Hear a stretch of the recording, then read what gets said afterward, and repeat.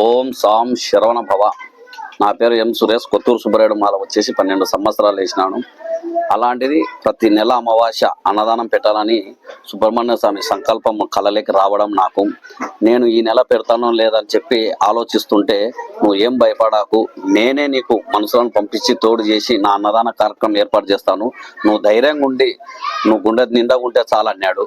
అయినా కానీ భగవంతుడు స్వల్ప కల్పంలో రావడము, నాకు ఎక్కడనో భయము అది ఇది ఉండేది. అలాంటిది 4 సార్లు అన్నకు ఫోన్ చేసినాను, నేనుండాను. అక్కడికి కూడా డౌట్ ఉండేది. అలాంటిది ఒక రోజు వచ్చేసి నాకు ఫోన్పే 18,000 రూపాయలు అక్షరాలు కొట్టడం జరిగింది. కళ్ళ నిండా ఆనంద బాష్పాలు వచ్చినవి. ఆ రోజు నుంచి ఈ రోజు వరకు నా కుటుంబ సభ్యులు, ఆ కుటుంబం బాగుండాలని చెప్పి ప్రతిరోజు పూజ పోవడము, అభిషేకం ఆదివారము మంగళవారం రోజు కొత్తూరుకు మేము పోవాలి. అలా 3 నెలలు అలా పోయినప్పుడల్లా నా కుటుంబం ఎట్టనో ఆ అన్న కుటుంబం అలా ఉండాలని చెప్పి మొక్కున్నాం. అన్న నీకు ఏదన్నా సమస్య ఉందా, బాధ ఉందా అని అన్న కూడా అలాంటిది ఏం లేదు, ప్రతి సమస్య నేను నా ఇంట్లో చెప్తాను, నువ్వు బాగుండి నీ వార్డులో అన్నదానం ఏర్పాటు చేసుకో, నేను ఎప్పుడు అన్నా కానీ నా వంతు సాయం చేస్తా అన్నాడు. నాకు అదే సంతోషం. ఈడ చెప్తున్నాను అన్నకు, ఎక్కడున్న వీడియోలో చూస్తాడని నాకు గట్టి నమ్మకం. అన్నయ్య నేను ఎప్పుడైతే బ్యానర్ వేసి ఫేస్బుక్లో పెట్టానో చాలా మంది ఫోన్ చేసి మేము బిఎంటీకి ఎత్తిస్తాము అవి ఇవి అని చెప్పి ఫోన్లు కూడా చేసినారు. నాకు ఈ ఒక్కసారి సాయం చేసినందుకే నాకు 100 సార్లు సాయం చేసినట్ట. కాబట్టి నిన్ను ఏ రోజు కూడా నేను అడగను. నువ్వు ఎలా ఉండాలంటే నా కంటికి ప్రతిరోజు నిత్య కళ్యాణం మన వెంకటేశ్వర స్వామి కళ్యాణం ఎట్లా జరుగుతారో అలా ఉండాలని చెప్పి నా సుబ్రహ్మణ్య స్వామికి పశువు అంటే ఎంత ఇస్తామో ఆ పచ్చగా నువ్వు నీ కుటుంబ సభ్యులు బాగుండాలని చెప్పి నేను మనస్ఫూర్తిగా కోరుకుంటున్నాను. నువ్వు ఏది కూడా అడగలేదు, నా మనసులో మాట నేను ఒకటే చెప్తున్నాను, నీ వ్యాపారం బాగుండాలా, నా బావ ఫ్లాట్ల బిజినెస్ కూడా బాగుండాలా, నీ పిల్లలకు మంచి చదువు వచ్చి జాబ్ వచ్చేసాలని చెప్పి నేను మనస్ఫూర్తిగా కోరుకుంటున్నాను. ఇంత కాడికి నేను ఎంత చెప్పినా నీకు తక్కువ. ఎందుకంటే తొలిమెట్టు నాకు ఇష్టమైన రోజు ఆదివారం రోజు మాలేస్తాము, మేము మాంసం కూడా తినము.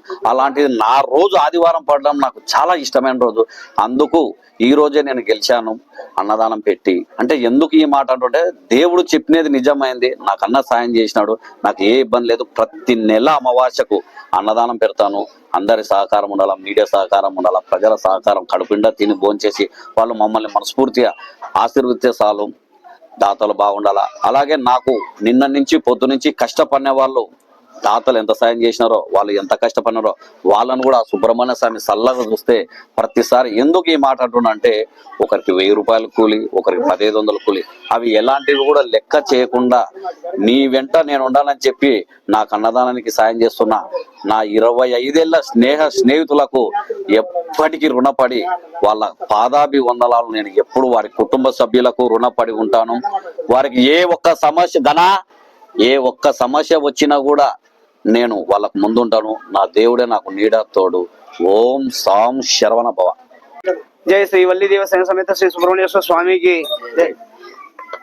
భక్త మహాశైలకు విన్నపమనగా, ఈ సూర్యస్వామి అనే గురుస్వామి, సుబ్రహ్మణ్యేశ్వర స్వామి దీక్షకు గురుస్వామి, ఈయన ప్రతి అమావాస్య రోజున అన్నదానము నిర్వహించాలని మనసులో ఆ సుబ్రహ్మణ్యేశ్వర స్వామి ప్రేరేపించడం వలన ఆ జగన్నాథుని దయతో దినదిన అభివృద్ధిగా వర్ధిల్లాలని, ఇక్కడికి విచ్చేసే భక్తాదులకు ఎటువంటి లోపం జరగకుండా ప్రతి ఏటా జగన్మాత అన్నపూర్ణేశ్వరి మాత దివ్య ఆశీస్సులతో భక్తజనానికి ఇలాగే ప్రతి నెల దినదిన అభివృద్ధిగా అన్నదాన సందర్భం జరగాలని మనసా వాచా కర్మణ ఆ సుబ్రహ్మణ్యేశ్వర స్వామిని ప్రార్థిస్తూ, అలాగే భక్తజనం అతనికి